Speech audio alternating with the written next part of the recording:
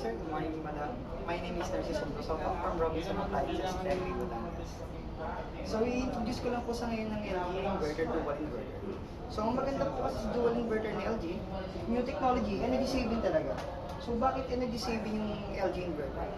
Ang maganda po kasi dito, 70% energy saving compare ng non-conventional. Conventional po kasi kung bakit hindi siya ganun katipid, on and off yung motor niya.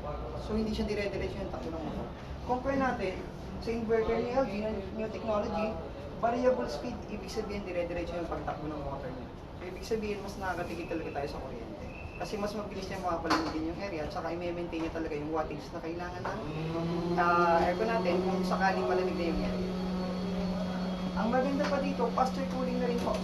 So, ibig sabihin, bakit po faster cooling? 40% faster cooling. Ibig sabihin, pag faster cooling tayo, so mas makakapalamig, mas makakasave pa rin tayo ng energy. Slow, compare natin sa conventional, slow cooling kasi yung dual rotary niya, single rotary ang hindi sa kanya. Compare natin dito sa dual inverter ni LG, dual rotary motor. So, mas mabilis siya makapagpalamig. So, basta palamig niya ulit, automatic po, kailangan ulit, mababa ulit yung wattage siya, mas nakakagul pa rin tayo sa kuryente. At the same time po, ang maganda po dito kay LG, R32 yung gamit niya refrigerant.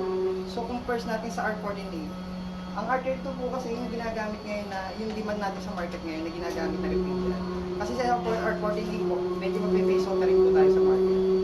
At the same time, si LG po is Meralco test naman tayo for 1 horsepower to 2.13 lang as Meralco test natin.